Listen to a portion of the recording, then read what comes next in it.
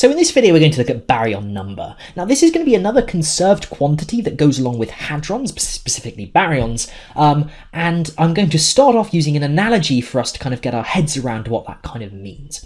So if we're familiar with particles having charge, right? We can write that as either -1, 0, or +1 most of the time. Actually, you can have charges greater than that, but this just means relative to a proton again, so -1e, 0e, or +1e, and this is a conserved quantity in interactions. So we know that this electron here has a charge of -1e. So this is a charge of -1e, this neutron has a charge of 0, and this proton has a charge of +1e. Sorry, just writing the symbols above just to make it clear what I'm talking about. So we're familiar with having charges. We know that we've, in many of our previous examples, we've gone through and always shown that charge is conserved in the interactions we've been looking at, because charge is always conserved. So we can kind of abstract a little bit and call this charge actually just a quantum number. You can think about that's just a name we can use to talk about things like charge. And what that means is just we reverse the sign of it whenever we consider a particle's antiparticle, right? So we've used that previously when we've looked at, say, this electron, which, as we were saying above, has a charge of -1e. When we consider its antiparticle, which is the positron, we know that it must have a charge of +1e. Similarly, when we look at this proton and then what this is here is an antiproton, we see that I've just written this with a P for this proton and a P bar for this antiproton, just using our standard symbols so far. We see that the charge on a proton is +1e, so the charge on an antiproton is -1e. So this is kind of what we mean by a quantum number.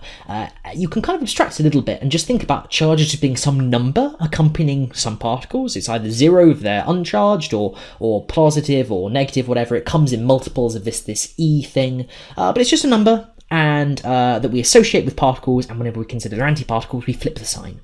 And we know it's conserved in all interactions.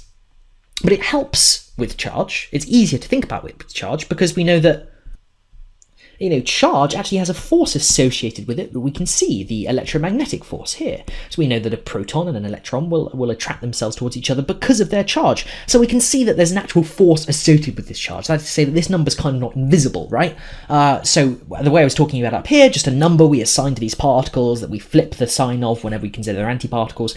You kind of wouldn't really have any way of seeing that if it weren't for the fact that there was this force associated with it. We know that a proton and an electron will interact differently than a proton and a positron. A positron is positive and so will repel this proton, electron is attracted towards it. So we can see this fact that we've switched the sign, right? We can see the fact that this has gone from negative to positive when we've considered the antiparticle, because we can see we have a different reaction when we make it interact with these particles because there's this electromagnetic force associated with it. So we can see that there's this number, and we can see it's conserved by looking at what happens to these particles. We can see from looking at, we again going back to this thing in a cloud detector, we can see what happens to these charged particles because they'll take different curved paths, etc. We can see what happens to it. So we know that there's this conserved quantity and we can actually measure it.